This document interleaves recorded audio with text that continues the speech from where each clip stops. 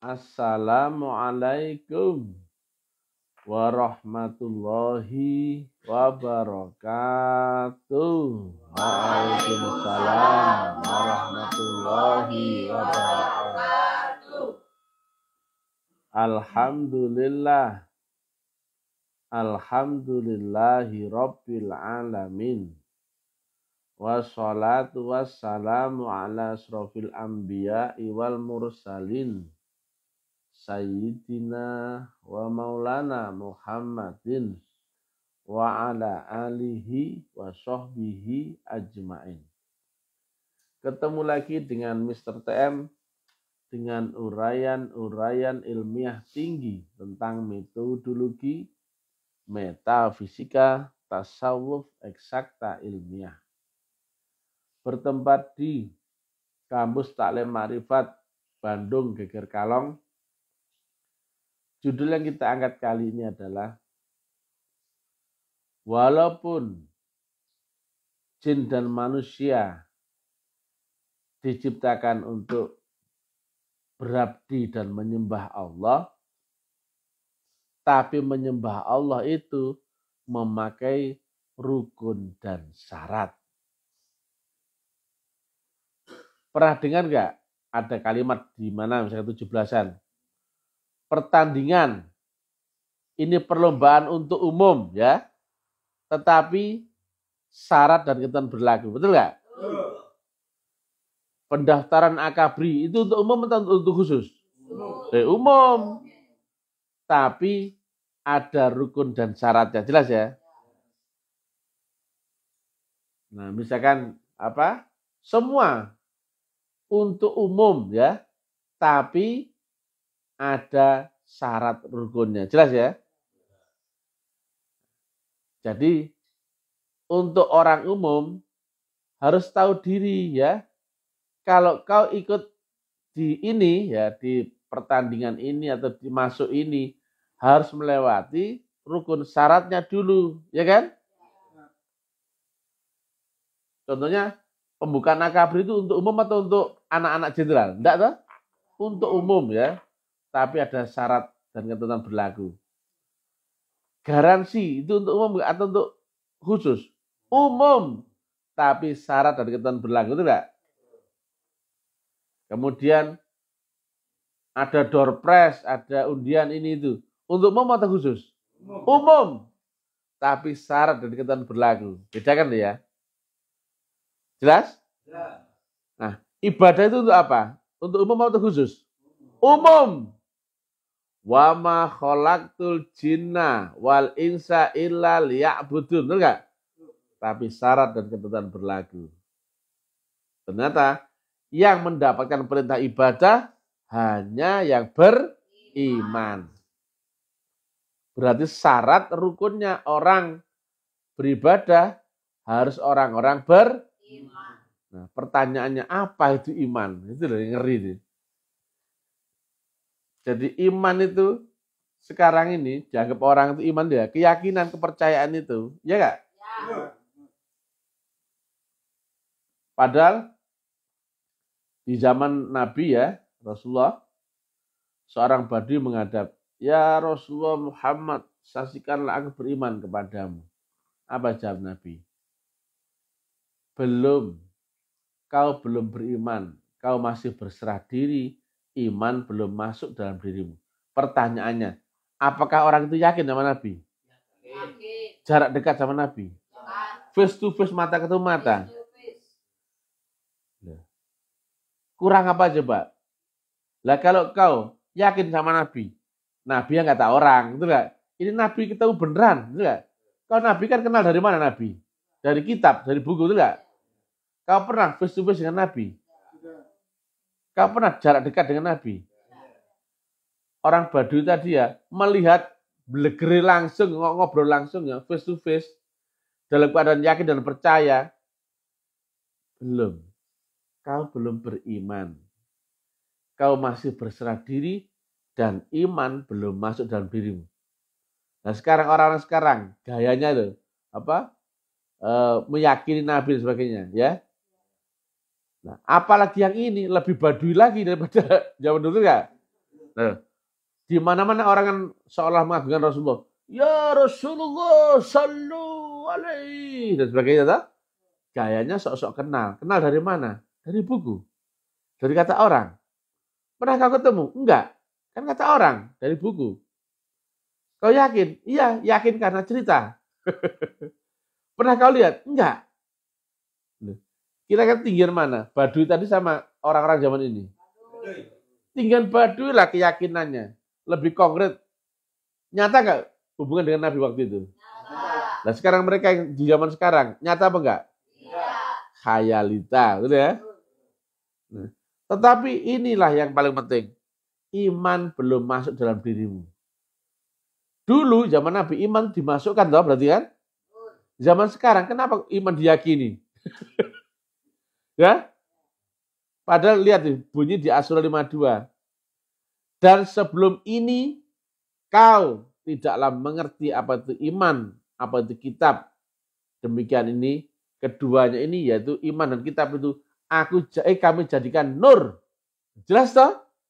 Dan kami tunjuki siapa yang kami kehendaki di antara hamba-hamba kami.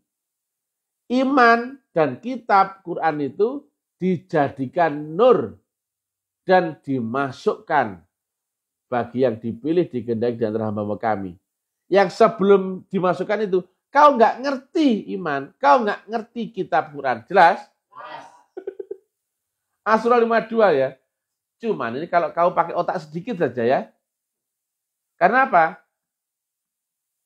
Kalau bukti otentik Qurannya itu ada, dan kamu nggak mau ngakui, berarti kan otakmu nggak kau pakai. Kau hanya pakai feeling, insting, ya. Hanya memakai perasaanmu saja yang keliru. Akhirnya apa? Ini loh dalilnya ada, tapi tetap nggak mau. Berarti kau nggak pakai otak. Otak itu identik dengan apa? Akal. Akal itu bisa menimbang baik buruk, betul kan? Benar salah itu dengan akal bisa paham, bisa nerima. Mana yang benar, mana yang salah itu otak itu kerjanya. Maaf, akal. Dan akal itu pusat kontrolnya di otak. Lah, sekarang ya sudah ada begitu ya, berarti iman itu dimasukkan. Dimasukkannya ada lewat dirupakan nur, kias ya. Yaitu saat kau baiat masuk tarekat. Nah, sekarang orang kan berdebat, mana dalilnya dan sebagainya. Sekarang saya tunjukkan, ini loh dalilnya. Tadi kan membantah karena dia nggak ketemu dalil itu kan. Sekarang kami tunjukkan ini dalilnya. Kenapa kau tetap nggak percaya? Berarti kau memang nggak pakai otak, nggak pakai akal, betul nggak? Kalau kau pakai akal, iya ya. Berarti iman dimasukkan ya.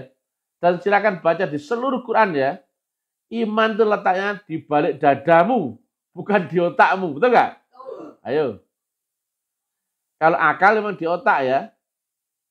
Tetapi iman itu di dalam dada. Mana ada iman di kepala? Ayo tanya, cari sampai ketemu. Ayo, kalau ada. Semua yang menyampaikan iman itu di dalam dada. Berarti bukan akal. Tetapi akalmu harusnya bisa memahami ini. Kan katanya umat Islam berpegang sama Quran dan hadis. Pegangan itu Asy-Syura 52 ya. Baca pentel lagi ini. Wong ada tetap kau ingkari, memang kau gendeng memang ya. Katanya kan itu berpegang akan Quran dan hadis. Katanya. Oke Om, ini Qurannya Asy-Syura 52. Mudah-mudahan Om sembuh ya dari gendeng. Tetap gendeng. Tak kira sembuh. Berarti kau memang nggak membaca Quran, nggak membaca hadis ya.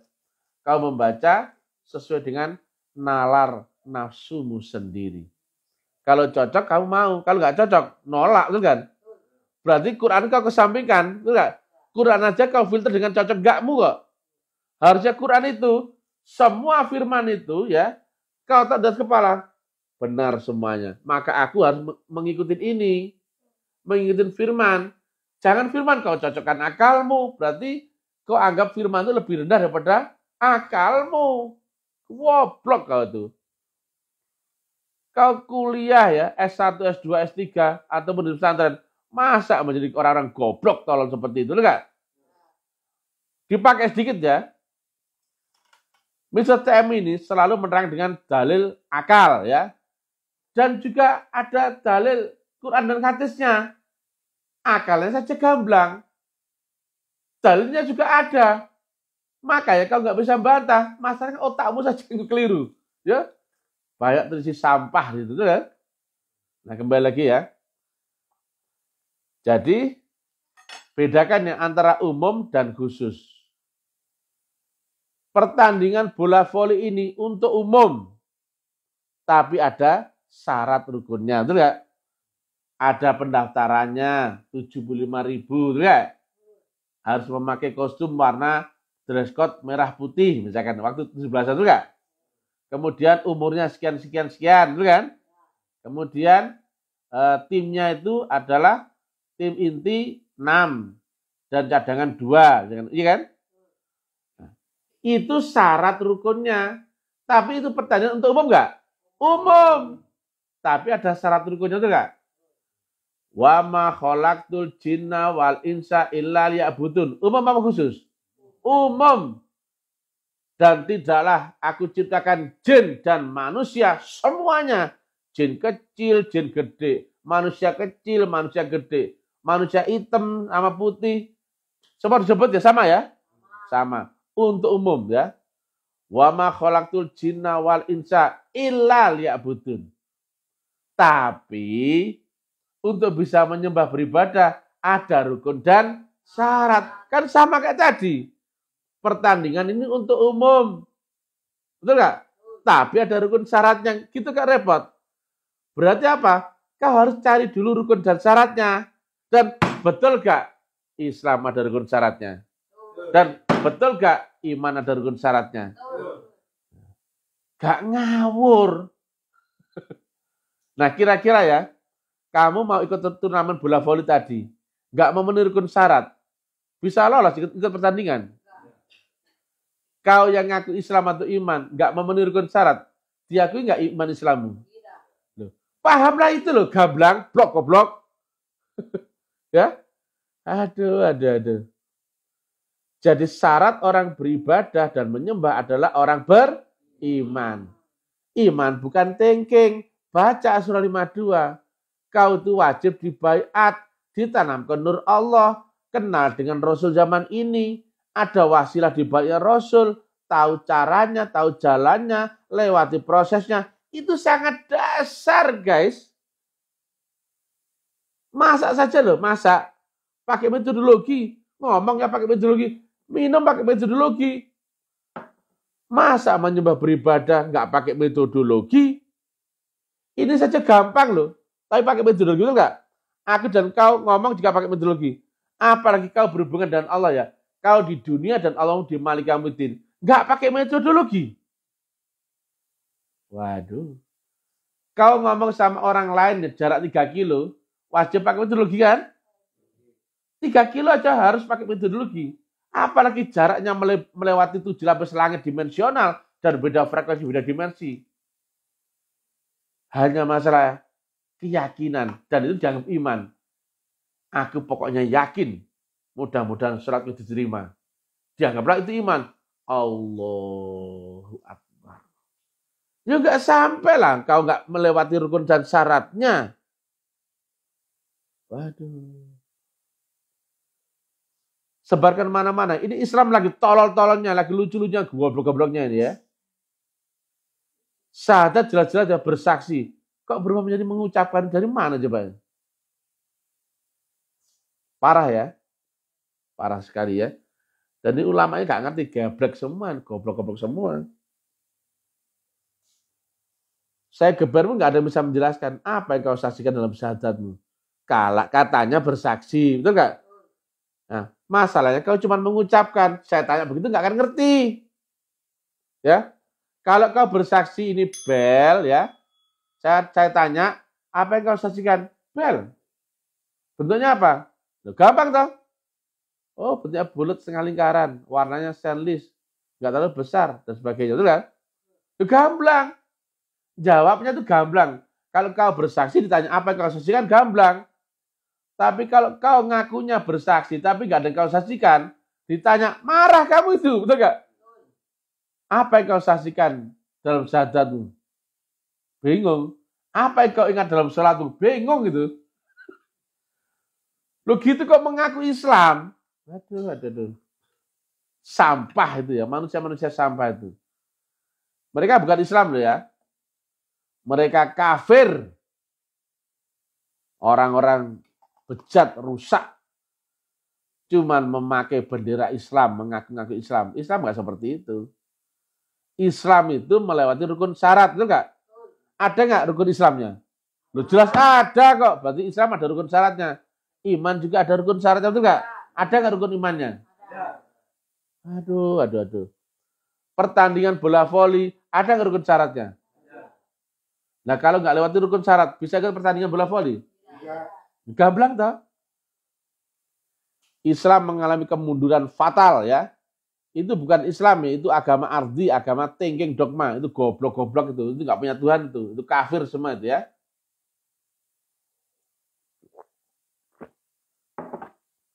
Nah kalau ulamanya diam saja nggak memperbaiki yang ini, yang rukun-rukun tadi, kemudian dia hanya mengajak orang ibadah, goblok gak itu? Karena ibadah pakai rukun syarat. Kenapa kau ngajak orang beribadah, sementara kau nggak mengajak untuk memenuhi rukun syaratnya dulu, betul nggak? Saya misalkan ya, panitia turnamen bola voli. Turnamen ini untuk umum, betul nggak? Tapi ada rukun syaratnya tadi ya. Jumlahnya, harus pakaiannya ini, bayarnya ini, betul nggak? Dan sebagainya. Kemudian ada ulama ya, atau siapalah ya, nyuruh orang, ayo ikut turnamen voli. Tapi nggak pernah ngelewati rukun syaratnya. Goblok kayak itu. Asal ajak orang. Padahal di situ misalkan ya, harus apa? Turnamen wanita misalkan ya, bola voli wanita. Dia ngajak laki-laki. Keliru nggak itu? Ayo ikut, ini untuk umum. Pria, wanita dimasukkan, dioplos semua. Itulah yang gobloknya ulama sekarang. Harusnya ulama itu mendudukkan rukun syaratnya dulu. Betul nggak? Baru kemudian mengajak orang beribadah. Ini sangat standar loh. Aduh. Buya Arazi, ayo bangun. Nah, kau itu tidur mimpi saja ya. Buya Sakur, Buya Yahya, Adi Hidayat, Abdul Somad, Saiful Karim, Gus Baha, ayolah bangun. Mimpimu terlalu lama ini. Kau kebanyakan mimpi, khayalanmu terlalu tinggi ya. Ayo, umat ini jangan kau kasih mimpi-mimpi ya. Masuk akal nggak tadi yang saya sampaikan? Terangkan dulu rukun syaratnya, baru kau ajak ibadah, tuh enggak? Kan Allah pun begitu. Wa ma khalaqtul jinna wal insa illa liya'budun. Ini umum apa khusus? Orang Yahudi kena? Bisa. Orang Nasrani bisa? Orang ateis bisa? Laki-laki bisa?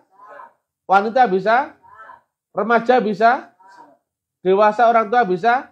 Orang Jerman, orang Indonesia bisa? Loh, umum, sangat umum. Tapi untuk beribadah harus yang beriman loh. Berarti rukun syaratnya ibadah apa? Iman itu. Dan iman bukan yakin percaya, tapi iman itu adalah baca As-Surah 52. Mudah-mudahan ya, Buya Arazi yang terhormat, Buya Sakur, Buya Yahya, Habib Lutfi, Habib Novel, Gus Baha, Ustadz Abdul Somad, Ustadz Adi Hidayat, Ustadz Jawas, Saiful Karim ya, menerangkan ya, Agim ya, syarat rukunnya orang beribadah itu apa ya? Tunjukkan dong. Jangan sampai orang sholat menyembah yang tidak dikenal. Mengingat sesuatu yang nggak bisa diingat. Akhirnya apa? Ingatannya bikinan angan-angannya sendiri. Wah, bahaya itu. Ini yang rendah aja nggak clear kok. Kok bahas yang tinggi-tinggi? Itu di balik matahari itu ada tank di sana. Kata siapa? Yang di sini aja kau nggak bisa bahas kok, betul nggak? Ngapain kau membahas yang di sana yang jauh-jauh ke Jawa, betul nggak? Kau di Indonesia ya, kau di Bandung. Kenapa kau membahas Alaska, betul nggak? Yang real kau bahas ini dulu, ya. Aduh. Makanya ada rukun, ya.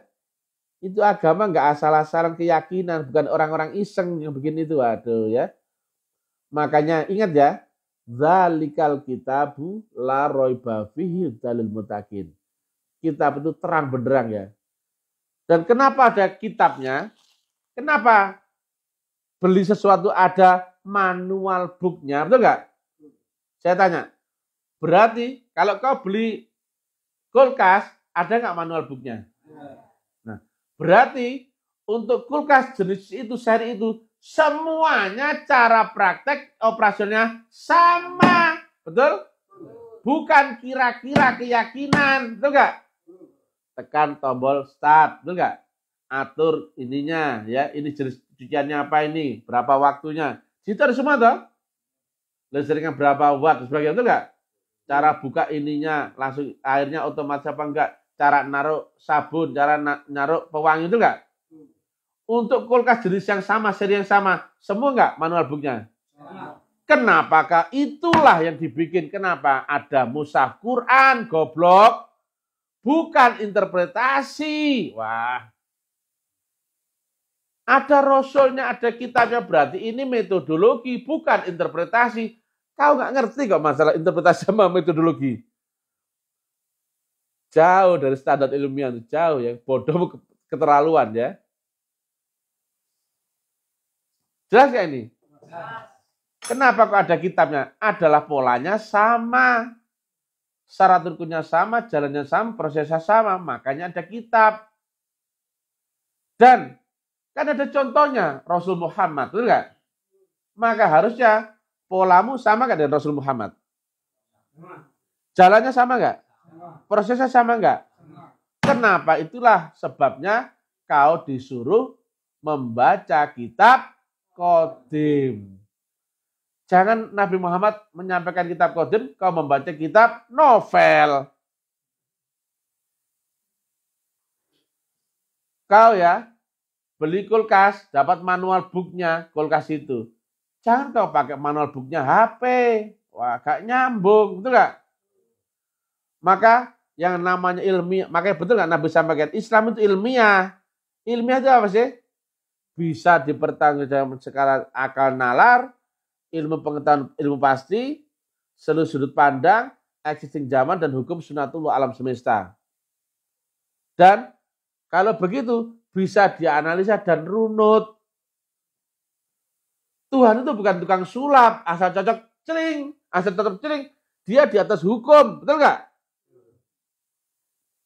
Kalau main celing, nggak perlu ada kitab, asal kita merayu Tuhan jadi, betul nggak? Kenapa ada syahadat, sholat, zakat, puasa, haji? Itu karena sistem, bukan interpretatif ya. Wah, ini aja orang nggak ngerti mana maksudnya dimaksud interpretatif dan segala macam sistem dan sebagainya. Jadi agama itu bukan akademik ya, tapi sistemik ya. Makanya ada sistem yang jelas, pola yang jelas. Ada rasul, ada wasilah, dan ada kitab qadim. Nah kalau kau ya nggak bisa menunjukkan yang tiga itu, berarti agamamu ardi ya. Jangan ngomong tinggi-tinggi. Masalahnya apa? Saya curigai, jangan-jangan ulama-ulama goblok-goblok kabeh. Curiga saya dia. Kenapa mereka nggak peka ini? Zaman ini hampir semua orang menolak ada Rasul itu enggak? Dan merasa ibadahnya nggak perlu pakai wasilah, itu enggak? Dan nggak ada yang bisa membaca ayat-ayat qadim, Quran qadim. Berarti saya duga ini, saya menduga ulama gendeng-gendeng apa ini. Saya menduga loh ya. Saya menduga Buya Arazin. Saya menduga ini. Ya. Dugaan saya loh ya. Buya Arazi, Buya Yahya, Buya Sakur, Abdul Somad, Adi Hidayat, Habib Lutfi, dan sebagainya. Saya menduga ini, jangan-jangan mereka gak ngerti ini. Kenapa perkara yang paling fundamental dasar kok nggak pernah diselesaikan? Akhirnya apa? Yang di luar berpecah-pecah menjadi aliran golongan madzhab, kepercayaan, pendapat, dan sebagainya. Akhirnya apa? Nggak ketemu mana yang Islam metodologik, betul nggak? Mana Islam yang sistemik? Padahal kalau dari Rasul, sistemik nggak? Metodologik nggak? Itulah kekeliruannya. Saya menduga ini, orang-orang ini yang saya sebut tadi tidak tahu Rasul zaman ini. Maka mereka nggak akan ketemu wasilah dan tidak bisa membaca ayat-ayat qadim. Ini dugaan saya loh ini. Murid-muridnya sampaikan ya kepada gurumu ya. Ini mesti yang ngomong ya di publik ya. Dan akan kami gaungkan terus-menerus ya. Mudah-mudahan ada tanggapan dari Habib Lutfi, Habib Novel, Buya Yahya, Buya Sakur, Buya Arazi, Ustadz Abdul Somad, Adi Hidayat, Jawa, Saiful Karim, Agim ya. Kan gamblang toh. Kalau kau ulama, kau pasti pelaku hakul yakin, betul nggak? Kalau kau ulama agama, berarti agamamu agama ma'rifat, betul nggak? Kalau kau ulama, kau pasti mewarisi visi misi Rasulullah, betul nggak? Kalau kau nggak bisa menjelaskan tadi, berarti kau bukan ulama. Tepuk tangan. Berarti kau adalah alama yang dibungkus sorban.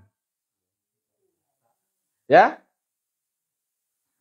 Itu ibarat kalau kau adalah guru matematika, ketika ada pertanyaan 2 tambah 2, ya gampang, betul nggak?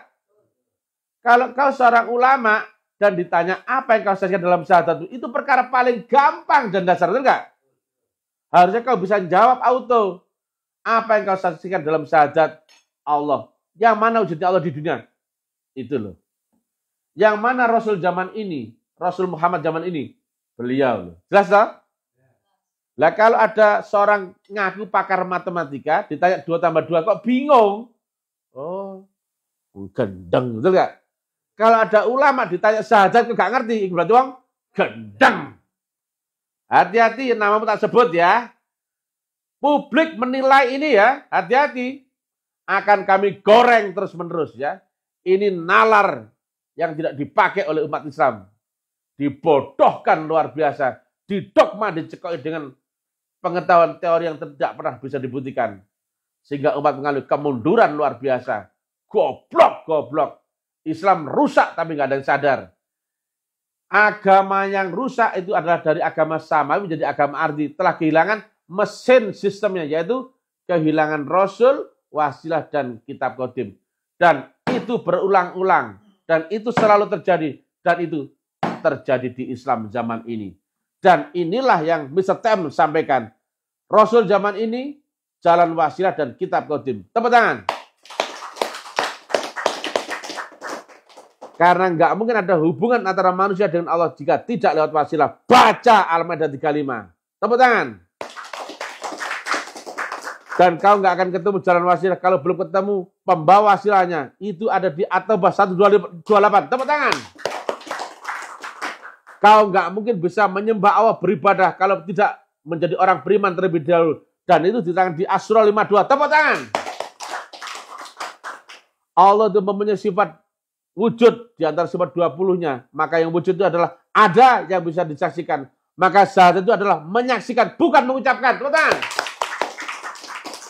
Yang kau saksikan tentu di zamanmu sendiri, bukan zaman lalu. Dia yang zahir, dia yang wujud di zamanmu sendiri. Dia adalah Nabi Muhammad di zamanmu sendiri. Tepuk tangan.